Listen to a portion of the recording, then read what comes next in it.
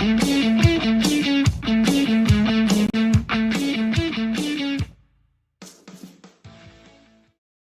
time to bring back Matt Eberflus to call defense. That's where the Bears are at. No. The Bears lose to the 49ers, embarrassing fashion. I don't even care what the score was. 30-something to a little. I don't even care.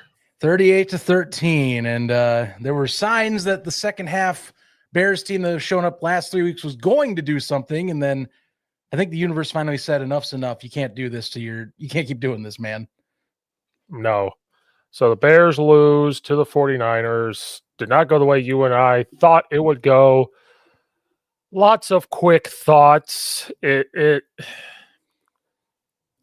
was it? 100 and some yards to 2 at one point. And it was 217 and -5 was a stat line that showed up in the first half. Yeah, this was probably the most embarrassing game for the Bears, probably. And it was so bad that I'm like playing games on my phone. I'm doing other things. I just couldn't even stand to watch it. For all the talk they had throughout the week about Thomas Brown's going to bring the juice, they're going to find it.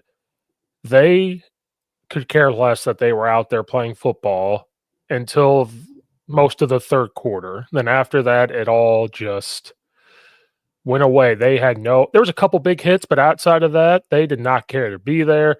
There was no motivation. They were not. And at some point,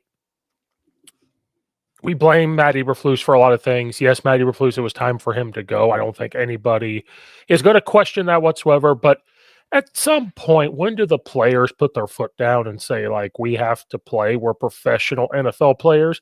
At some point, when do they have some pride, no matter who the coach is, and put their foot down, especially with all the shit that happened, them blowing up the locker room with Matt Eberflus and everything else? Okay, you got what you wanted. The head coach was fired. You love Thomas Brown. Here we go. And this is the performance you put up for those coaches that, are in tough spots themselves. It was just an embarrassing feat. Well, I think that's the grander question because much like me not showing up in my jersey, the Bears didn't show up whatsoever after a week of saying that they were going to rejuvenate and were going to be revitalized with some of the changes and putting the coach that they've rallied around as their head coach and having those elements available to them. Well, didn't happen. It simply did not happen. And there's a lot to break down, I feel like, as to things that you can look at with this game that I'm asking, like, wait a minute, what is going on? And I think you started off the best possible one, which is, yes, San Francisco, when it's any other year, this is how they play. But again, this is a banged up roster. This is a roster that we said at the beginning of the week should have some opportunities to present itself to where if Chicago plays anything like they have the last 3 weeks against the gauntlet that is the NFC North in Green Bay, Minnesota, and Detroit, that you should be able to win this game, if not at least be competitive. And very flat performance I saw out there. Defensively, especially, Eric Washington, I know that we were going to be looking and seeing how much he was going to keep that was similar to Flus's system when he took over, because that was the thing you were going to lose, was Matt Eberflus calling the shots. And man, I'll tell you, if we got annoyed with Matt Eberflus calling late in games like soft zone and opening zone options up to where teams can just pick and choose where they want up the middle in the pass game, Eric Washington leaned exclusively into zone coverage, and it burned us bad. There was very few times you saw any man coverage that was worth us like beating receivers. It was all George Kittle up the middle. Juwan Jennings the second half took over up the middle. Then they started using Deebo Samuel more in the run game. They started using the run game late in the game, and they knew they could just sap the clock away. But man, those middle pass routes where it was just everybody's freed up and there's no specific person on there, or quick routes where you can beat the DB off the line, they were milking that stuff all day long. Or really good play action, because the Bears are not good against the run. And so they kept committing to the run, like the broadcast talked about. Play action on the opposite side be open most plays. And that's what happened. It seemed like the Bears were very, very worried about the run. So they were doing zone. I will give the only thing good he did was blitz. They just could never really get home. They were really worried about the run, which of course we should be. We can't stop the run very well. But in my opinion, when they're out there two running backs and you're starting to get killed in the pass game, you might as well get out of that situation and just kind of find a way to do it with the D line up front and one linebacker, because good Lord Almighty, when you let George Kittle go off, when you let everybody go off, Brock Purdy, you texted it perfectly. The Bears just gave Purdy a payday because he was like, I'm glad you're referencing the tweet I made for the X, because that's how I feel. I think we should say this. We did not respect the 49ers enough. I think they still got some dudes there. They show that they can play well. Kyle Shanahan showed that he can call an amazing game still and really attack where they're weakest at. Even with a backup tackle, and then he even got banged up. So, like, even with that type of stuff, they just ran away from him. They helped him with an extra blocker. Like, Kyle Shanahan is very good at doing that stuff. And they proved it. Brock Purdy showed that he can still make some throws, especially when he's got time and move around. So they did great. Their defense did cover up guys pretty well against the Bears offense. They were very physical with the receivers. They did what they were supposed to do. Our O-line decided not to play until the third quarter. Well, I guess the whole team decided not to play. The third quarter, it was like a whole nother ball game. It felt like four-man rush wasn't getting home. I was like, whoa, what's going on? Did San Francisco back off, or did we just decide that enough is enough? Let's try and use our hype energy inside of us. Like the Chicago, they always do this. It seems like this year, where second half, it's like, if we just start like getting really in, like pushing the energy out and like being visibly motivated, that supposedly brings the best out. But like, clearly that died as soon as Caleb Williams tried to tuck it away. And then, much like the broadcast showed, it was a backwards pass. So either way, it was a fumble. That fumble basically sealed any momentum or juice you could pull out to kind of rally the troops. Yeah, I don't understand, as a professional athlete, how you cannot get pumped up to play every single game you play.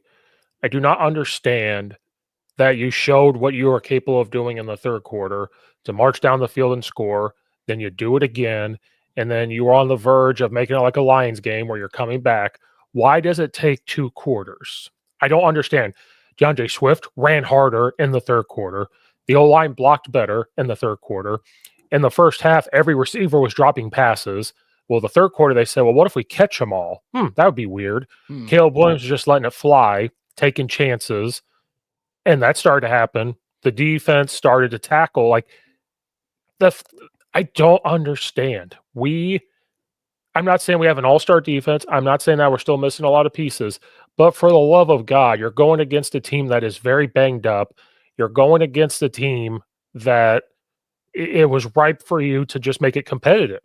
I'm not saying even the Bears winning, but like, good Lord, like competitiveness. There was absolutely none. And I think what makes it worse is you got what you wanted. You got exactly what you wanted. Matt Eberflus is gone. And you guys were, and all leading up to the game, they were like, we're feeling pretty good. We're going to come out with high energy. Like, it's somebody said it's like a breath of fresh air in the locker room and everything else. So they're really going after Matt Eberflus, and then you perform like this. And I mean, they dogged that man all week. That's disappointing to come out that way. It really is. Yeah, it's embarrassing. That first half is the worst first half of the Bears season all year. That third quarter was awesome until, like you said, Caleb Williams fumbling that ball just sealed the deal. Right when that happened, it was over. Yeah, the 49ers marched down and score, and you're like, yep, this is it. We're done. We gave up some sacks in the first half. You're like, good Lord Almighty. I don't understand. I don't know. I'm at a loss. I am at a loss where that's a good idea. I shouldn't have worn a Bears hoodie. If they didn't want to show up, why should I show up? Yeah, I mean, why bother if I'm just gonna go watch what is a pretty routine ass whooping that happened on Sunday today, of all days. And day of rest, I could go rest my mind too while I'm at it. Remember a few weeks ago when I said the Bears may never win another game, and you said no, they have a chance. I mean, I still I'm think they do. I am done. I don't think they'll win another game. Wow. I don't see it because I'm so confused on what's going on with the Bears. Even the broadcast guys said that Thomas Brown wasn't calling plays, it was BD.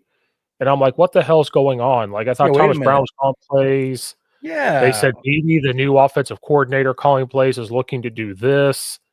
You even saw Thomas Brown not really talking when the offense was huddled up. So now I'm more wondering if BD was calling plays. And so this turmoil that happens with the coaching staff, your front office, there's way more problems that we talked about before. There's way more problems going on than what we're seeing on the field. Like, I'm so confused.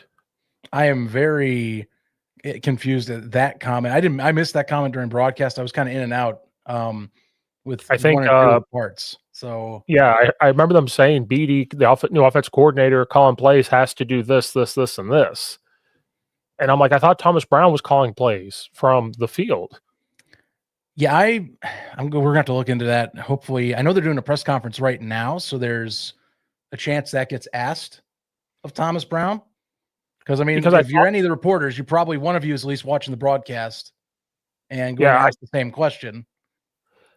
and then I thought about it like, what if that's true? Because the offense looked one way in the first half, then it looked a different way in the third quarter. Yeah. And I saw Thomas Brown on the camera looking way more at that play sheet, looking way more so like, I don't know. They got to figure that out. Like, if I was Thomas Brown going the field, I'd be like, hey, I'm calling plays. Like, BD, you can go upstairs and you can tell me what you're seeing. I trust you're going to tell me, but I'm calling plays. Like, when you saw Shane Waldron, like he had the thing in his hand, he's talking, talking, talking. Thomas Brown just had it down here. He's writing something. He's not really talking into it. So I'm like, I don't know if he's calling plays. And if he's not, like, that's just another thing. Like, what are you doing? You just went from Shane Waldron calling plays. Let's just say BD was. You went from Shane Waldron to Thomas Brown, now Shane Beatty. That is three different voices that Caleb Williams has had to hear this season. That Yeah, is, I got it. I got to hear this then. we're going to Jay Cutler numbers, like a new OC every year. Like we're heading in that direction. And we saw what happened with teams that Jay Cutler was on. Like, we should have won way more and done way more during those times, but we kept changing play callers. We kept doing this, and we saw what happened. I don't understand. I'm going to say Thomas Brown was calling plays, but I mean, it did feel different. It felt like the Lions game where in the first half we ran like a different offense, and there was a theory that Matty Eberflus was telling Thomas Brown what to do. And then I think in the second half just kind of said, hey, just do what you need to do, and it just took off. And that's what it kind of looked like in the third quarter, was like it just took off. So I don't know. I would, after this is over, we could find out, but I'm very curious as to who was, like I said, I told you, they said, Beatty was OC, calling plays from the box, but then I saw Thomas Brown get asked about calling the plays from the field, and he said he's going to like being around the players and talking, and then it's like, what? Did I hear that broadcast? So I am very utterly confused on who was calling plays. And Washington, I don't know. How much blame do you give Washington on calling defense? Because, like, you're put in a bad spot. Well, I don't. That's why I go back to the players. I'm looking at the designs I see when on just face value at what I'm looking at right here. And again, I see a team that ran a lot of soft coverage and I feel like didn't adapt whatsoever the entire time, at least the first half. Quite frankly, I could argue the second half, they didn't really adapt either because it felt like similar for maybe like one drive, the first 49ers drive of the third quarter. Felt like there was a little bit more man coverage. You saw that Jalen Johnson batted ball off Juwan Jennings. And I was like, okay, maybe they're just going to play man the entire second half and just realize, hey, if we can just cover up these guys, we can get better protection. But if they did, then either it was poor man coverage because I know Kyler Gordon, we saw a few plays, could not get Juwan Jennings properly covered and allowed some pretty key first downs that kept extending drives and extended the lead eventually. Or they just they went back to zone and stayed with zone and just tried to say, hey, we just got to play better, period. And I don't know. I partially want to say that this is a flat performance, but I think Eric Washington leaned into a aspect of the Bears defensive secondary that is not the strength of this team. It is a better team when it comes to covering up and following and tracing guys down the field. It's not a good zone team, is No, how I view it. So I'm gonna piggyback off what you said. He really leaned into what Matt Eberflus was how the way Matt Eberflus called games in the last like 4 or 5 minutes how he of a called them game. late. That's the thing. Like the Right. worst aspect of how he would call defense was late game protection. He really leaned into that, and I think he called a safe defensive game where like let's just keep everything in front of us, let's tackle well.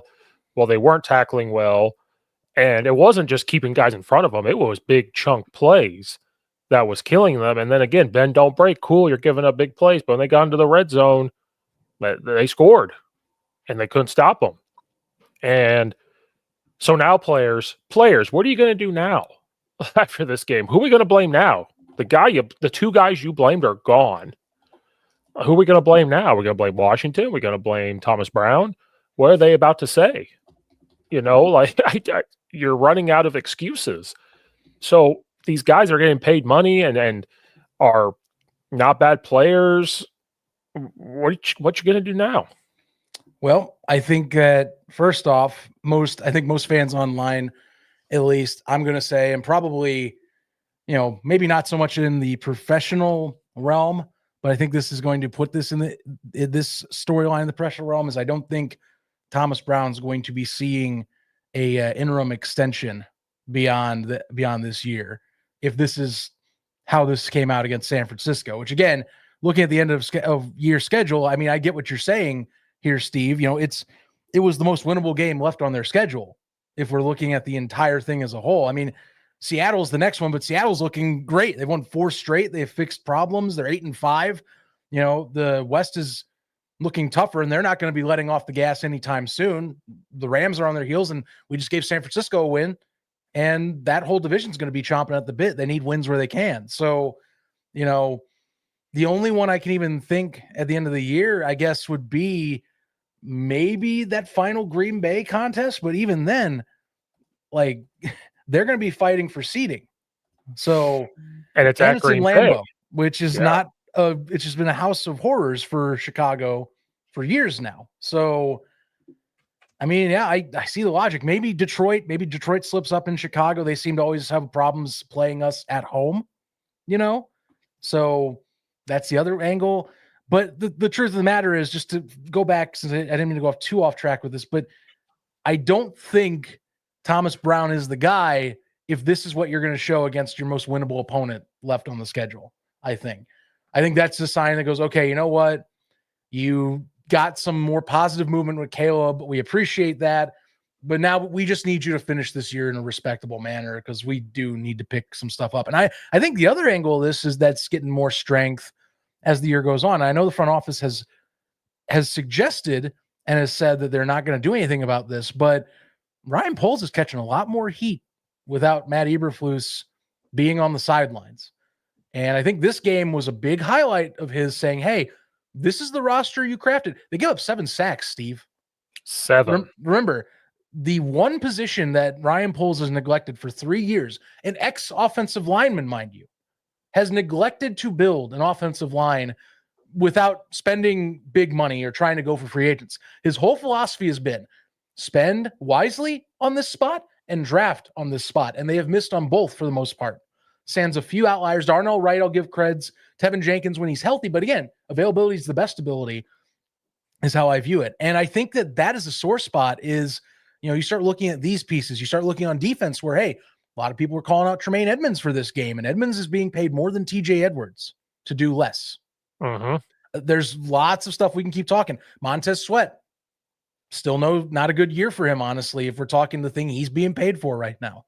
That is GM stuff. And I think that's going to keep being in the focus for 4 weeks is, hey, I know that the coaching search is about Kevin Warren first, Ryan Poles second, but if Kevin Warren's the main guy looking for a head coach, does it matter if you keep Ryan Poles and just move on? Would you rather just reset, get the whole system in one go and do it that way like you did last time? Because, I mean, I'll be frank, like, I've not been impressed.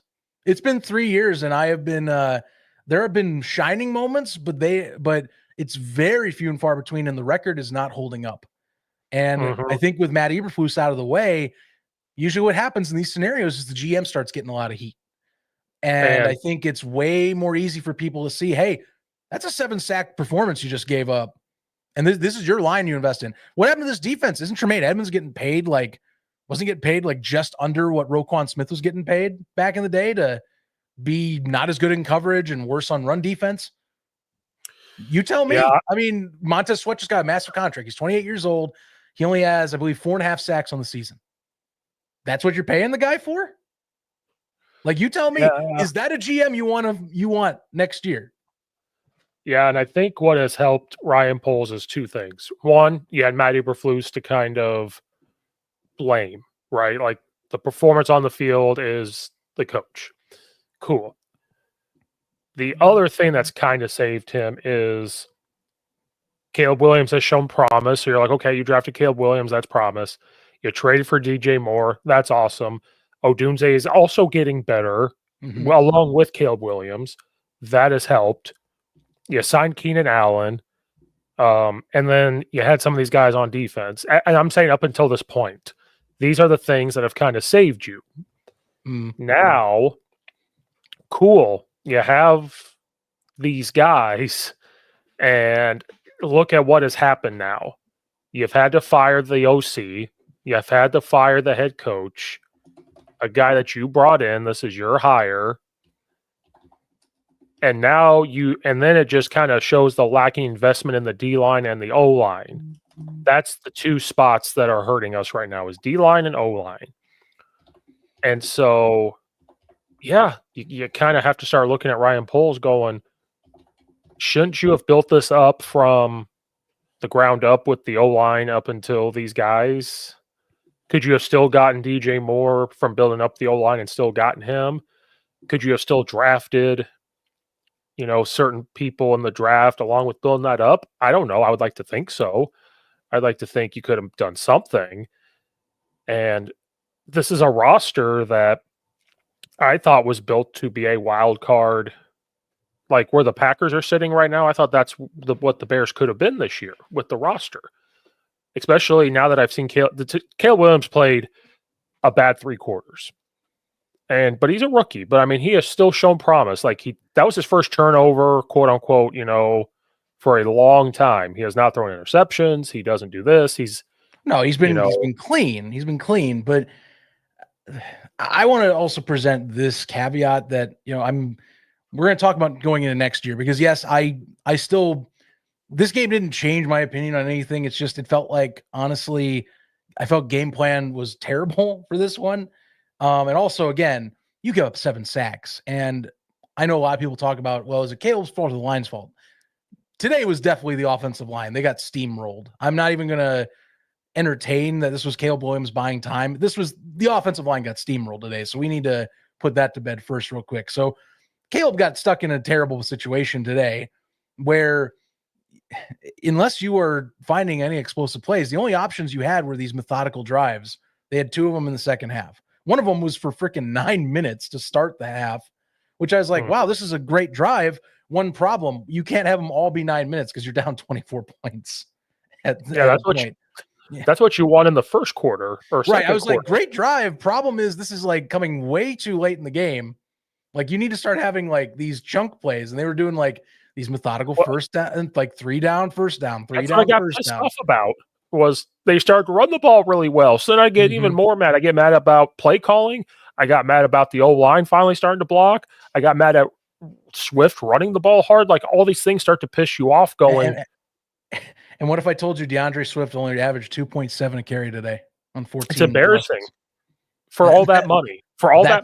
That's wild. Again, I mean, Swift has had his moments this year where I can argue that he's fine for next year. I think he's less of a conversation about like some of the GM work that's been handled. But, it's another one you can bring up if you really want to, where it's like, well, he's had his moments where he's just not shown up in games this year, and that's another one you can talk, $24 million. And then we talk about how David Montgomery was let go for basically less cash to go to Detroit and start having the career he's having over with the Lions. Like these are conversations in the grand scheme. We talk back to GM, but the run game was, I would say, I felt like there were opportunities, but yards per rush were not there. And so Caleb kind of gets stuck. He has to play hero. And something that's kind of bugged me with Caleb's performances in the last several weeks, at least with terms of overall 4 quarters. I'm like, it's great. Some of these performances, fantastic, 300 yards plus and whatnot. But how is it we still are stuck on this first half, just no energy, nothing coming out to the game type of thing. And then it takes a second half where I have to sit here and watch my quarterback or players try and do this fake thing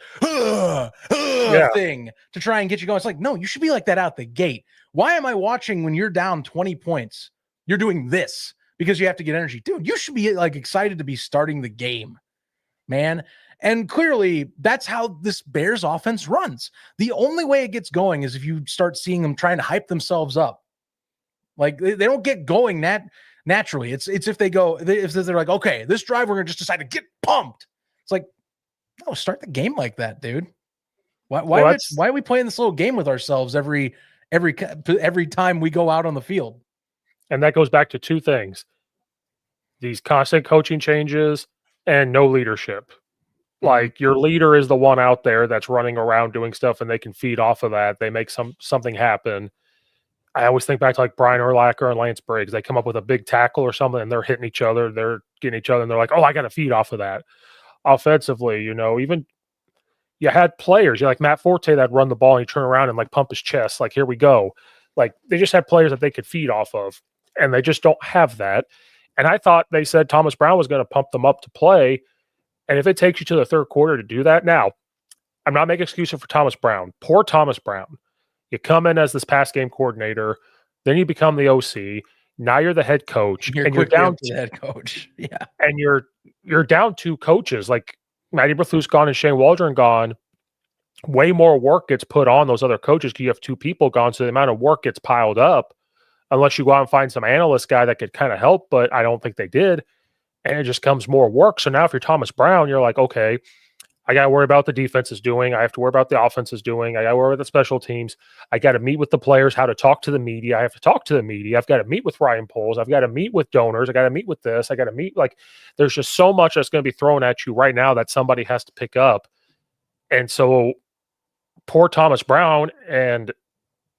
But still, I thought they said he was pumping them up. And this is why I think I tweeted, I said, hire Vrabel right now, because that's just hire him today. Yeah. And and here we go again. We're going to go back.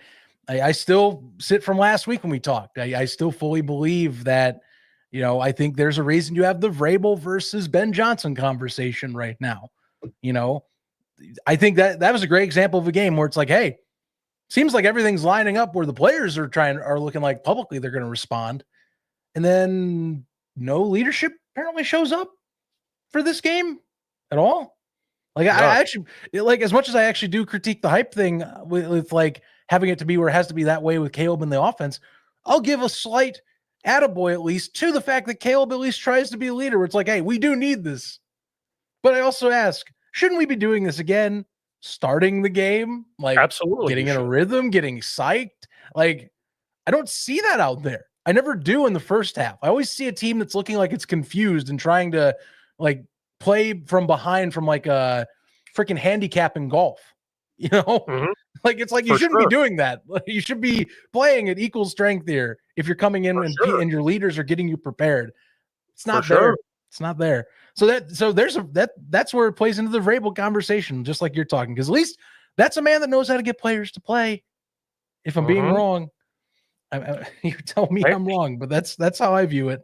And he held those players accountable and everything else. And I'm shocked. I put out clips and stuff. So many comments about why would they hire Vrabel that I kept seeing over and over. And I could not believe it. I'm my God. I think it's a very grand debate, but I wouldn't be surprised if they went elsewhere. I think right now everyone wants to know what the head of Kevin Warren is thinking, because again, the man that is supposedly the head one leading this search, yes, Ryan Poles for the time being gets to say who gets to be the guy, but Kevin's the one that's the one doing the search right now and is the main one that's going to be head hunting. So, up to him. We don't know what he's thinking right now. We know it's not Jim Harbaugh. He can't throw Jim Harbaugh out for previous, certain thoughts about the man. So as long as you aren't a ex-Big Ten coach that has gotten into scandal in the previous years or, whatnot, you're golden.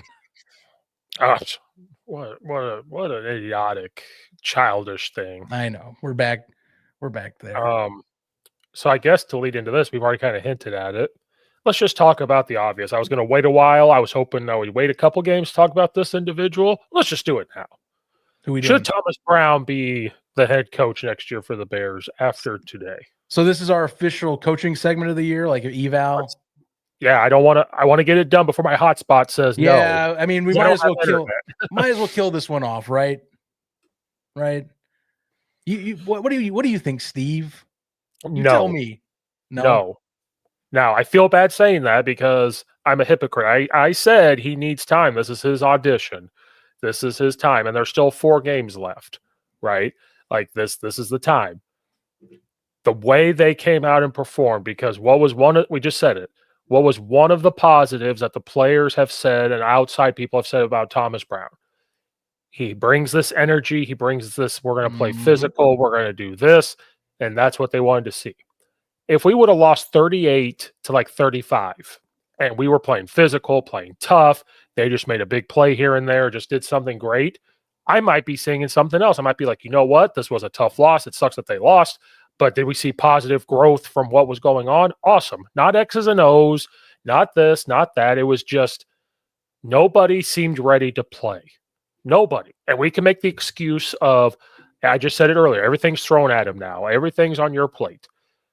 I'm sorry. It's the NFL. Like, it's just, you're going to have to, people have done it. Interim head coaches have come in and done well. They've been able to handle it.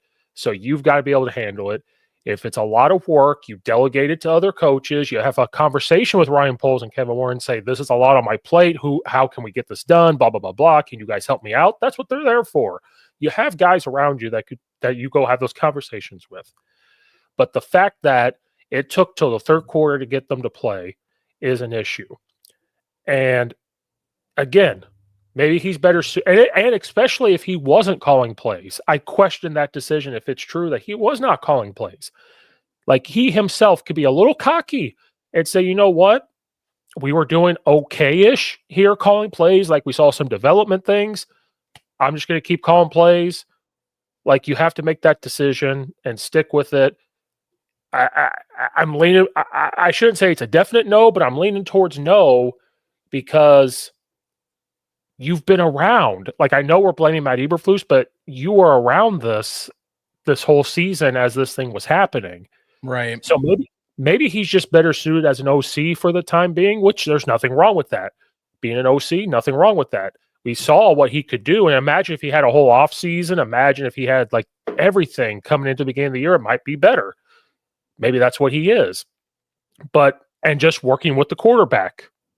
Maybe that's what he is. Like, hey, I can connect with Caleb Williams. This is my job. That's why we talked about Vrabel maybe hiring him as an OC, saying, you have a great relationship with Caleb. I want that to grow. I want you to be my OC. Let's get this done. And I'll be there to help you, But as of right now, today, I'm saying no, because just like we did a couple years ago and we tore down the roster, we may have to tear down the entire coaching staff and rebuild that up now. Like, okay, we've done it with the players, minus the D-line and O-line. Now we're going to have to tear this down. So as of today, I'm leaning towards no. The only way you can maybe think about it is if he goes on a 3 or 4 game win streak here. If that happens, you're having a different conversation. But right now, I'm leaning towards no. I think that's going to be key. Is there wasn't going to be much, I think, movement or leverage left if you started out on a lame duck effort like this. And I don't think it bodes well for him being the head coach. If we're going to evaluate Thomas Brown as a legitimate candidate, this was his tryout. He gets to take a crack at, leading a group of men, getting them ready to play. And I know we can talk. Yes, You have to rotate around who is coordinator. You have to rotate around potentially who is the play caller, because again, I'm looking right now trying to see if anyone said anything about the press conference. If this was asked, there's nothing yet. So gonna have to figure that one out as the week goes on, who actually is calling plays. But sure, you have these rotations in and differences in who's handling what responsibility. But I have to also mention, unlike when he took over as offensive coordinator, he had an extended week to get ready. This was after Thanksgiving. He has, Matt Eberflus is fired on Friday. That immediately says, okay, you're up, Thomas Brown. We elect you as the interim head coach. You have over a week to prepare for your next opponent in San Francisco. With the coordinators that are going to be on roster, you're not having to hire anybody. So you're able to game plan. You have an additional 2 days-ish change right there. Actually, really 3 if you want to count Friday as a whole day. But I'll do 2 days and change extra because you're off Sunday and Saturday. And you can argue, yeah, I got to go home. But hey, this is your job, man. You are in the thick of it if you want this that bad. And didn't show up. I think with an extended week, I think that also just hurts, because that's to many great coaches do an even better job at preparing with extended weeks or bye weeks. We've seen Andy Reid gets praised for how he coaches out of a bye week or out of extended weeks. That's like one of his bread and butter traits that people lean on as to why he's an excellent head coach. And I didn't see it, quite frankly. I did not see it there. And again, with the lame duck performance today, everybody coming out flat, had to wait till the third quarter to even get any sort of movement going or any sort of at least energy in the room going. He's not my guy. I think that settled it this year. If you want to talk about him as an offensive coordinator, I don't think that's a bad idea to discuss if he's not the one calling plays, by the way, mind you. And we're talking about it differently, then sure, maybe we can keep that on the table a little bit. But I am in the full camp. I'm in the camp now where, like you, Steve, you said it perfectly. Unless they come out and they just completely eradicate the last 4 opponents and they look like someone that is completely different, and we can somewhat try and make an excuse to wipe away San Francisco because it was his first week coaching, then maybe, just maybe, we talk about getting an interview. But it ain't it. He right now, he's barely on my interview list. Personally, if I was Kevin Warren, I'd be like, okay, we're not going to interview Thomas. We'll say thank you for the effort and we move on and we start looking at actual candidates, or at least more ready candidates that we think can take over. But no, he's not it. I think he's going to get opportunities elsewhere. Personally, I'd love him to go somewhere and be the offensive coordinator right away. If he's not here again, to give him another shot. If not in Chicago, take him somewhere else and let him go and get another shot at doing that. Because he did energize the offense. It's just I'm wondering if that's what he's good at. Like we're talking with Matt, he's a good coordinator. He just not the coaching skills are not there yet. Though is maybe the thing. Right, and there wasn't an opportunity for like a late game debacle of a timeout here, or what do you do here? So because you got your butts, you can't even evaluate 1-score game stuff because it was a blowout. San Francisco controlled the game the entire time. The only quote I can find from a press conference is him saying we got our butts kicked. That's the only thing I can find. And I'm like, yeah, you did. Like it was just an old-fashioned whooping of they're going to be more physical than you. And they were ready to go. And it just, again, it shows what great stuff Kyle Shanahan could do, because Kyle Shanahan can get the whole team ready to play. Not just the offense, he gets everybody ready to play. Well, and keep in mind, look, they went down. They had their 2 starting running backs are down. Grendo, now credit, it was late in the game and the Bears had it handily out of favor, but like Grendo goes down as well. But they put in Taylor. 49ers, that's one thing they do really well, and I give Kyle Shanahan praise. Their next man up mentality is some of the best in football. Right, and that's a really great job at that. And Lions, look how many injuries they have, and they the same way. They come out and win and beat the Packers in a late field goal, and that's what that's what the Bears need, I think, is a guy like that. And I just don't know if Thomas Brown is the guy for that as of this moment.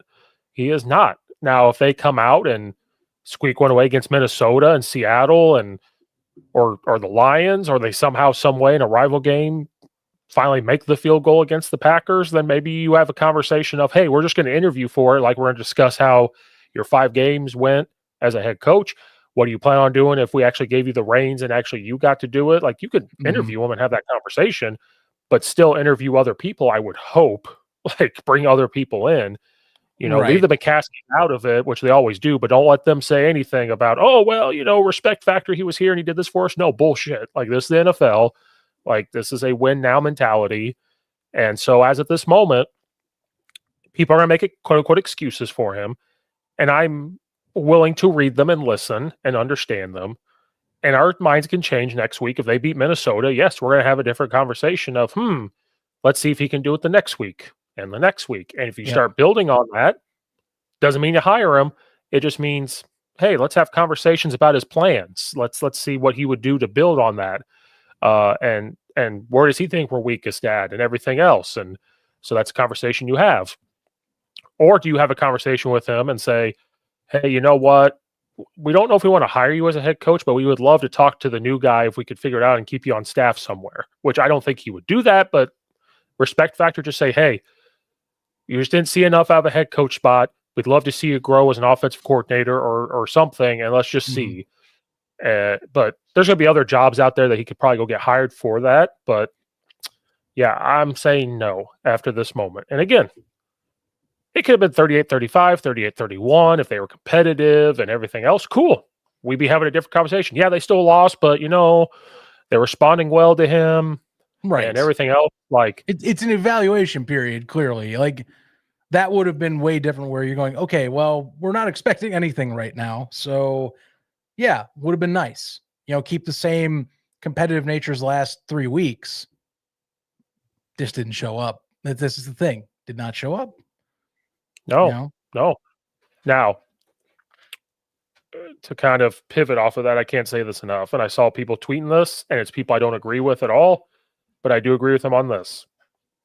When are the players going to come out and blame the coaches? Or are they finally going to come out and say, oh, maybe we are the problem too? Like, I'm not saying Eberflus wasn't the problem, but when are they going to come out and say, like, oh, like, we're the problem too?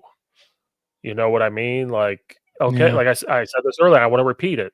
You got rid of the 2 problems that you said were the 2 problems. Okay, you got rid of them. Are you going to come out and say, like, we suck? Like, we are sucking it up right now? Are you going to come out and say that?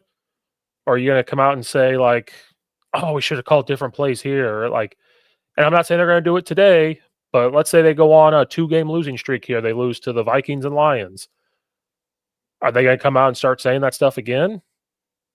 And then if you're Kevin Warren, do you go, wait a minute, maybe it wasn't all Ryan Poles. Maybe it wasn't all Matt Eberflus. These players are selfish and they're this, and I'm going to have to kind of step in, which I don't trust Kevin Warren to do because he's not a leader. But like, damn, at some point, like, you're getting paid all this money. You're professional athletes. Come out and take responsibility for it. Like, I agree. I'm not. Matt Eberflus didn't take responsibility. But let's just say Thomas Brown comes out after that happens and takes responsibility and says, yep, I'm not doing what I need to do. I got to figure it out to try to end the season on some type of high note for the fans and everything else. And then the players come out right after and start saying this stuff. Like, that would look very bad. It's one thing when the head coach doesn't take responsibility and the players start speaking out against him. Again, I think Braggs tweeted this and I agreed with it. There's a lot more going on than just on the field. Like, when the management's doing this and this is happening in the coaching, it just trickles down to this. So it's just a big old mess. And it's sad because we have a roster built for a wild card spot. We really do. And so that's what sucks about this. On paper, it should have been. I still hold that from the beginning of the year that you and I think it should have been. This loss, by the way, because it's 4-9 now, guarantees, and this is Brad Biggs. Sorry, I always mix the 2 up. Brad Biggs brings this up. It is the 11th year in 12 years that the Bears will have had a losing record to end the season. 2018 is the only exception, 12-4. Yes, it sucks. And like I said, 2 years ago when they tore everything down, Mm-hmm. We were not sitting here saying playoffs. We were like, we expected things like that. We're at a point where, and I think this opens a lot of eyes that as an organization, I don't know if they really care about football and winning games. I don't know if they care. They're, again, it's an organization and ownership that's like, oh, we'll find a diamond in the rough here and there. We'll find this here and there just because, whatever. We'll find our 85 Super Bowl. Then we'll have some good defenses here. We'll find our diamond in there when we get back to the Super Bowl in 2006. And then years later go by. Oh, 2018 happens. All of a sudden we're a doink away from getting to where we need to go. So it just seems like they don't care, right? And I will respect Kevin Warren if he finally puts his foot down and starts caring and trying to do this and everything else. Cool. I'll eat crow and take respect, but that's kind of what you're feeling here is that do they really care about the fans? Do they really care about the product? Do they think, oh, eventually we'll find it and then whatever? And it's kind of like Illinois. Illinois, that's the way Illinois has been. Once in a great while, you'll find that highlight. Right. 2007, we beat Ohio State. We go to the Rose Bowl. We get our butts kicked by USC and Mark Sanchez. That's our little diamond. God, Chardonnay. That's the first thing I think about that season, by the way. Oh, yeah. Then in 2011, we go to a bowl game and we beat RG3 and Baylor. Like, we find that little bright spot. Then we go on the streak of we're not going to bowl games. We're not doing this. Lovie Smith goes to 6-6. And we go to the Red Box Bowl, But at the time, you're like, okay, at least we're going to a bowl game. Right. Then it goes away. So Bielema is trying to make this thing where it's like boom, boom, boom, boom. And right now they're 9-3. So it's kind of like that. But at least you have Bielema and the athletic director and other people coming out talking about how much they care about the fans. They worry about sellouts, but they're also worried about the product on the field. And if it's not getting done, they're going to do this. And they're figuring all of that. They're publicly saying this. The Bears don't publicly do that. So that's why it's hard to sit here and go, do you really care about the fans and what they're watching and, putting in the extra hard work to try to make it happen? Great question. Taking all the, I don't know if they do. You're asking the tough questions right now. I don't know if there's any good. I don't know if there's a good answer. Is the thing. I don't know. Kevin Warren gets to show if he can help change that narrative. This will be his first true test outside of trying to endlessly hunt down where they're going to build a stadium. That's fuck the stadium. All right, wow, I'm with you there too. I could at this point with how they're playing, I could give a rat's ass about the stadium construction. I just want a good team to play with. Again, I know you like NFL a little more. I love college football. I don't like some of the things that are happening in college football with everything going on. But if you just look at college football, I like it. What happens? I'm going by the stadium thing. What happens to? Go ahead before I put my point. What happens to programs that are struggling? They try to invest and build this stuff to recruit. But what happens to the teams that constantly have figured it out? That's when they get the brand new shit, right? Look at Alabama. I know Alabama's good at football. When Nick Saban got there, before he got there for a few years, they were not good. Then he gets in there, he gets the standard build, he gets everything else. Then they start expanding all that stuff. They do this. Mike Leach, for example, when he got to Texas Tech, they were not good. He was there for 10 years. During that time, they built up the stadium. They were doing this because they started to compete and do these things. Same thing with the Bears. Why in the world would you think, with what's happened over years now, for years, and especially now, what makes you think that that's what we're worried about right now? It was cool when it got brought up because we had the little win streak going on. We're talking about a stadium. Worry about the product on the field. Worry about the head coach. Worry about the staff. Worry about the general manager. Worry about that product. And then when that product starts to become, let's say next year they figure it out and they start winning, then you can say, okay, the stadium's coming. Then we can draw more eyes. But they're so worried about that and making more money than what they already are. You're not the Jaguars that need to make more money. You make a lot of money. Oh, Like, how much money is enough? 10th most valuable franchise in the NFL. How By the much is way. enough? Like, stop talking about the stadium. We don't care. I mean, at least I don't. I don't care anymore for the sense that we have been garbage for so long now. As being one of the bottom barrel guys for a long time. But also that, look, I've heard 3 or 4 different sites at this point in the last 2 years. At this point, I'm like, you know what? Just F it. Pick a place. Figure this stuff out whenever you get the chance. I'd rather see a winning season, though, so I don't have to be like, I wonder what's happening with that stadium construction.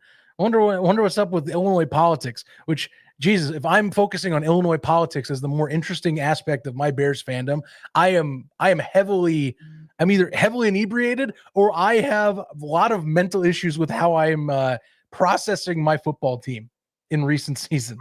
So yeah, that's kind of where it sticks right now. I just want to discuss a good football team is all I care about. It's as simple as that. And to go back to the college football conversation, you're absolutely right. I still prefer professional football over college. My thing is, though, with it it actually doesn't even deal with like the atmospheres or whatnot. I think the professionalism standard applies for both. You have to set a culture and things in a building to do it right. Again, if we're talking about, culture, there are teams in this league that have done it for years this way. You talk about Nick Saban. Well, we can bring up Bill Belichick for several decades did it this way until he unfortunately did not make some good choices as his own general manager. But he built a culture over 2 decades of winning, whether Tom Brady was there or not, to successfully win games and build an incredible roster on all 3 phases that knew what the Patriot way was. You can go into modern day NFL and we can look at gold standards across the league in this light. Dan Campbell's being praised because he's a culture setter. You know what he says to teams or his own players or media about the injuries this season? Well, too damn bad. It's next man up. We should be winning no matter who we get in. If you're on this roster, you're expected to perform at a certain consistent level. There's a very college mentality to it, by the way. So I give a lot of props there because no matter what, yes, they're signing free agents and whatnot. That's what you can do in the professionals, but it's been very few and far between. They're leaning on their depth first, and it's still paying off. They're still winning games this way, and they're still finding ways to win as well. So you have to build this stuff up. That's the main deal. It's one thing I will give praise that's between college and NFL that I think does hold true is culture and your style of coaching does matter. And it elevates people. It elevates men to play for you. It's similar to how you at your own workspace. You have great leaders at your workspace. Like if I have a supervisor that is doing things the right way, is basically trying to, hey, he's telling me the truth of how I'm doing right now, but he's also telling me how to improve or where I can improve at and how to help me improve or, maybe helps my situation out. That's a man or a woman that's leading me the right way. I want to work for them, Same deal. That's how you look at it with the NFL. You're an employee at that point. College is becoming kind of like that, but you're an employee in NFL level, and you want to work for people that do a good job and lift you up and don't throw you under the bus. That's why Matt Eberflus is gone. He threw people under the bus all the time, no responsibility. That's a bad managerial position type of role right there. So you have to consider that. The players do it. You have to consider that. That's what you got to find. And again, I think that's why there's this heavy debate is, we do want an innovative guy that's going to bring the best out of everybody, but you have to have a head coach that brings the best out of their players and is able to motivate players at the same regard. Again, this is why Vrabel's being talked about so much. He's a leader of men. Yes, he's not a coordinator in the sense Ben Johnson's, but he's a leader of men. I still think Ben Johnson is the front runner, by the way, for this job. When we talk about him right now, might change in a month, but at the time being, he's my front runner. But I think Mike Vrabel should have a serious conversation around him because of the fact that he is a coach that is a guy that elevates men and puts them first. And he's an ex-player, much like Dan Campbell. So I digress. That's where I end the conversation on it. I could go into a tangent about like why I prefer college football, but let's not do that. I could do a whole episode on what I need No, I changed just about college football. no, I just like to compare the two. I know the NFL, it has to be done quicker. I know they have to do things a little different. There's only 32 head coaching jobs and everything else. But the way college football is going, you kind of have to look at that and see how they're being built, how you do this. Do you still have a standard? People went after Dabo Sweeney and him not using the transfer portal and everything Mhm. else. They made the college football playoff. Yeah, say Like they Dabo's still have doing okay right now, right? right. So I mean, you just hit the nail on the head. Is that a guy you want to play for? And is that going to be your ticket? Brad Bielema at Illinois. Is that going to be the guy you want to play for? Plenty of other head coaches in college. Odom just got hired at Purdue. Is that going to be a dude you want to play for? I think it is. So it's just those type of things. And in NFL, it's the same thing. Now they don't get the same choices like college. College, they can leave whenever they want. NFL, you have a contract. You have to stay. Right. But that's where pressure gets put on management. Is this head coach going to be a person that these players are going to respect? He's going to get the most out of them, and they're going to play tough. That is the only reason why Vrabel was even brought up as a possible candidate for this job, because of what he did at Tennessee. And that's what we were looking for with Thomas Brown. Is this going to happen? And we saw it with just the offensive side. And if that's where his special talking points lie with just an offense, nothing wrong with that. There's absolutely nothing wrong with that. And that's why, depending on what happens, are they going to ask him, hey, if we hire you as the head coach, is your plan is to call offense? You get to pick your, because he made Eric Washington the defensive coordinator, but that's not his defensive coordinator. Like he would probably hire somebody. Mm-hmm. Would you be able to hire somebody? Would they be able to do exactly what you need them to do, get that defense to play well, and you just stick to offense? Because this is what we're seeing. Like, you're really good with the offensive guys. Bring somebody in that can really do this with the defense. And that's a real conversation that they could have with him. And again, that's what I feel like Ben Johnson would be. If they brought Ben Johnson in, could he motivate guys to play well? We're seeing it on the offensive side, and maybe that's where he would stay. Like, I'm going to call plays. I'll stick with the offense. I'll bring in a defensive guy that I trust. You take care of the defense and everything else. That can work. We've seen it work a lot of times. But the only reason why Vrabel's getting brought into conversation is he proved that he could motivate both sides. And that's kind of where that comes in. And so I know Ben Johnson's the front runner because we want an offensive guy. We want to see this offense go. But those are all legitimate questions with Ben Johnson. Is when you talk to him, can you motivate? Is he going to be a guy that can motivate a whole team? Is he going to be able to kind of mimic what Dan Campbell is doing? Can he do this? Is he capable? Does he have an idea of who his defense coordinator would be? Is that a person? So these are real conversations that are going to have with trying to hire a Ben Johnson, because I know he's the front runner because of what's happening in Detroit. Right. But I think you have to make multiple phone calls to multiple people to get this right. You can't just say Ben Johnson's the guy. Like, what if he interviews bad? What if you don't like these answers? And nothing against Ben Johnson. I love Ben Johnson, but you don't know. Like, what if you don't like what he was going to do? Like, you have to call multiple people and have different conversations. True. To get this right. I do think one aspect I actually find interesting, and maybe I'm overlooking into, is that I think that the way that he's been reported is kind of like, almost like saying, look, I'm going to take control of my own destiny with this. I almost hope that's the energy he takes with coaching, where it's like, all right, this is the system I've got. Let's work to better this system. Now, the next part that we can't solve is, I don't want to see another Matt Eberflus repeat where it's like, well, it's all this fault. My decisions were valid, whatever. I don't want to see that again. But, that's the questions. When you have a person who's new to head coaching, that's why you see people poke holes in some of this. And I know this discussion has been active where it's like, yeah, but he hasn't led a team before. Yeah, but blah, blah, blah. I digress. But I still think he should be the first one that gets a phone call come first week of off season, come Black Monday. He should be the first one getting a phone call. Even though they're going to be in the playoffs, possibly having a bye week, which would be an ideal time possibly to get an interview in. If you could, unless Detroit doesn't release him, which is probably likely too, it's going to be soon. He's going to be one of the first to get a phone call. If not, he'll be the first once their season's over. whatever capacity that is. Yeah. I agree. And if the 49ers can keep playing like this, Shanahan would be completely off the table, which, that's fine. I don't Ben think Johnson, Shanahan. Yeah, I'm with you.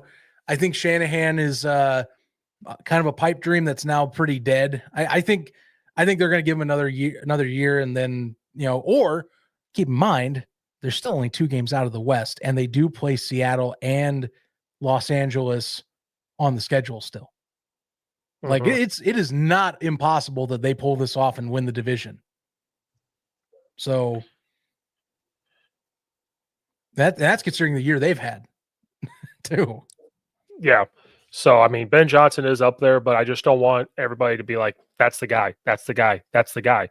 There are still questions that you have to figure out, and it cannot be a gut hire of, we're going to hire him just because of what he did in Detroit.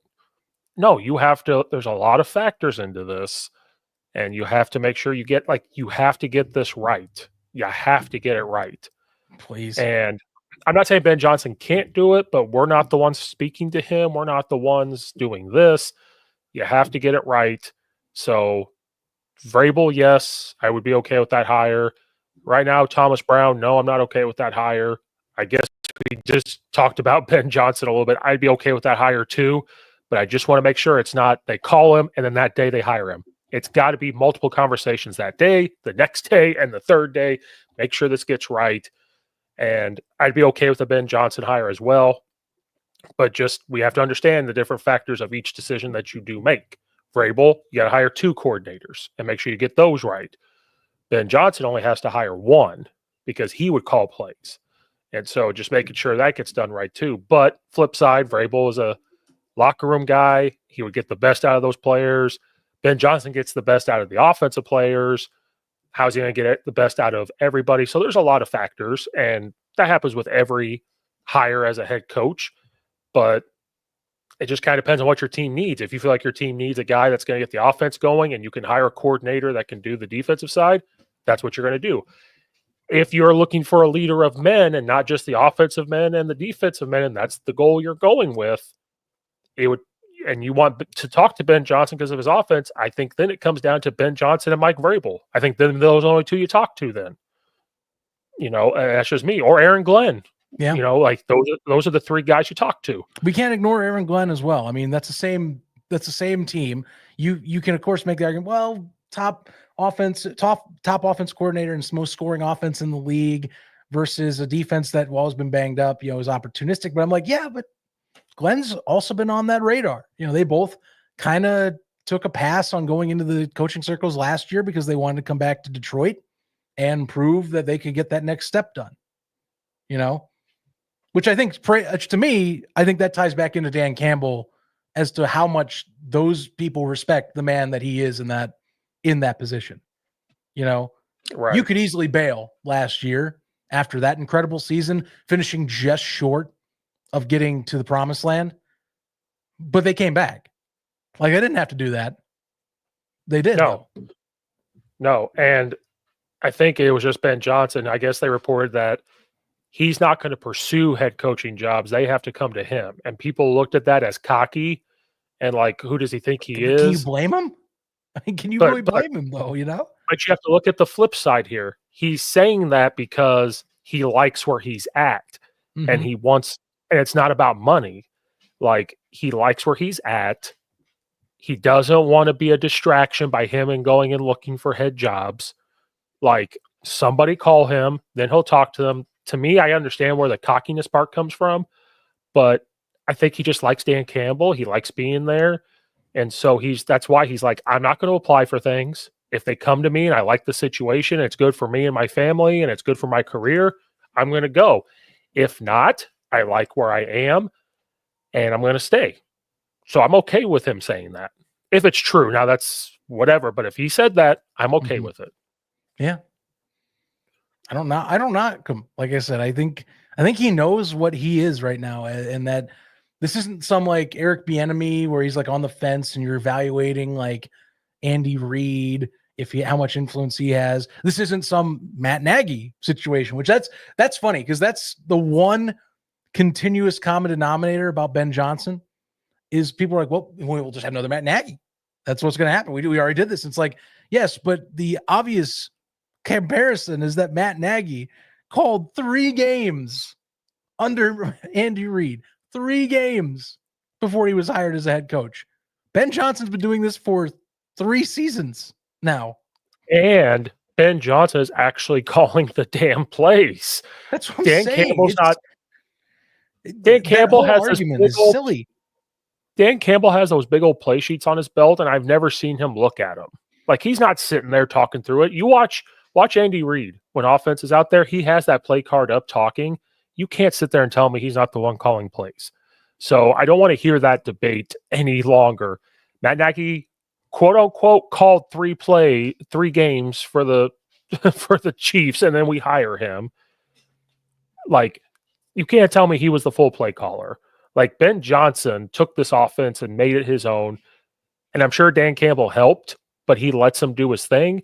Dan Campbell's just being the coach. He doesn't call plays. There's nobody else like doing that. So I don't want to hear that debate any longer.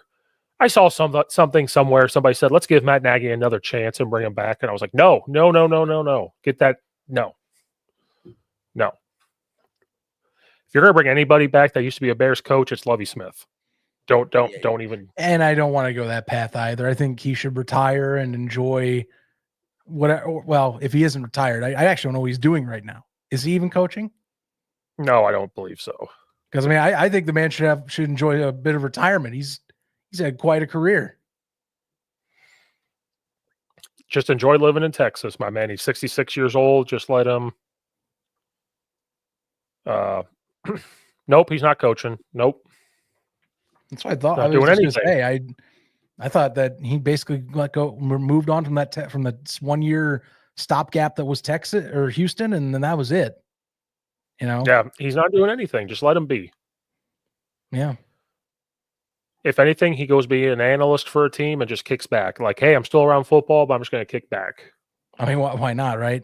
You know, why not? Well, that was a good rant. The Bears suck. Let's just try to end the year with some pride and dignity left, and then a rebuild begins, and the rebuild of the coaching staff. We'll see if something happens with Poles. I tweeted, should he get rid of Poles? And a coaching buddy of mine says he thinks he gets 1 more year at it just to give him a chance. And then if it doesn't work, he's gone. And I'm like, okay, like I could see that. Because he's got to fix, but he said, he's got to fix the O-line and D-line. And I was like, I agree 100%. I mean, look, that's it. That's the only thing. Now, one thing that I don't think helps towards that, and it's going to make it look worse. I'm going to have to look up StatMuse real quick here because it deals with the sacks with Caleb Williams. So he's been sacked now after today 56 times. He's been sacked 56 times. Remember, in the broadcast, his sack rate is 3rd worst by any rookie, which is probably up there with some of the worst sack rates in NFL history, mind you, at 4 sacks a game. It only went up after this game, by the way. Where'd it go? But what I was looking for is basically he's already beaten the sacks given up in a season that either Cutler or Justin Fields went through. Mm-hmm. And there's 4 games left. Oh. So he's already ahead of both of them in how many times he's been knocked on his back this year. So former O-lineman and the current O-line coach, that makes me want to throw up. Yeah. Disgusting. But hey, you know, that's up to debate. I mean, I'll be honest with you. If they're embarrassed, here's the other side of the coin, Steve. If they're flat out embarrassed to end the year, like say they completely fall off the wagon and there's like no hope, like say it went from that to no hope. I mean, come on. That do you not think that Ryan Poles gets looked at and they go, "Hey Ryan, we got to talk, buddy. We need to sit down." Okay? Yeah, I don't know. Because I could see Kevin Warren giving Ryan Poles like, "Hey, look at the good things you did here with getting Caleb Williams and the stuff. if you don't fix this problem, I'm firing you. And I could see that conversation happening of, if you don't fix these problems, I am firing you. Because it's easier to keep him to do that job than it is to go find someone else and then try to, like, it just keep him and do that. And then if it doesn't work, you fire him during the season and say, you're done, and I'll do it myself. Right. Here's an interesting part of Hard Knocks from last year while we're talking about his contract status. So apparently it was, I missed this in the offseason. I guess we'll finish it like this. It was reported that apparently Ryan Poles tried to seek an extension as part of a trade for Matt Judon. Oh, okay. Yeah. Let me see if I read this correctly. Yeah. So Poles was adamant of having an extension in place before investing a part of the organization future. Oh, never mind. This is about Matt Judon. Damn it. I hate headliners that don't read the way I want. I'm looking for his contract, but not much is being said, of course. Go figure. No, they don't. They keep that stuff. Yeah, but I mean, like, you can get coaches ones pretty easily. You think GMs, they'd have it readily available. Yeah, I don't know. They keep it whatever length he has left. If it's, I mean, I think it's open to discussion. There's not been any talks if they ever extended him. I know last year there were talks if they had extended him without any knowledge, or Matt Eberflus. So, well, that's the thing. Let's say he has 1 year left. Do you not just say, you better fix this problem, I'm firing you in your last year? Like, it's your contract year. It makes sense then to keep him and say, you better do this. You know, I'd be okay with that. I'd be okay with that, but I'd also be okay if they got rid of him. Either way, I think if it falls off the wagon, that voice is only going to get louder. You know, like I said, 7 sacks today, and it's the obvious, again, starting to become clear what obviously has not been invested correctly as well. You know, without Matt Eberflus as the coach, you openly start discussing other problems with this team, and the roster construction is now up to bat. Mm-hmm. Well, we got our rants out. Hopefully the Bears can win one more game. If not, they're going to go 4 and what is it? 4 and no, they'll go 4 and 10 if they don't win next week. But yeah, 4 and 13 at the end of the season. Jesus Christ, that would not be good. With this roster, that would be really bad. Yeah. Really bad. Yikes. So I'll be back next week when I get internet. Zach's going to go on vacation, so I'll be on here solo. You know, maybe I'll take Zach for his thoughts and just read them off and say, this is what he thinks. This is what happens. I should be able to send you something. I mean, probably over like Twitter or something. I'm not gonna be long. I'm gonna be cruising in the Caribbean. I'll be enjoying myself out in Florida. And he's gonna swim with the sharks and everything else. Oh yes. I'll probably watch the Bears game from the boat, and then when I get bored of whatever the hell is happening on screen, which I don't trust there'll be a win next week, but you know, that's my early prediction, I'll just go walk away. I'll enjoy a cigar on the stern of the ship and care about nothing. Just forget about my woes for 10 days. Or if it's bad enough, you have a boat to jump off of. Like, I'm done, and just jump off the boat. This has been a ride. It's been a ride. Sharks, take me now. Oh, well, good time to end. I've used 75% of my mobile hotspot, so good time to wrap it up. So I'll be back, and then Zach will be back after vacation. Hopefully the Bears figure it out, but thanks for watching and or listening. We'll see you guys next time.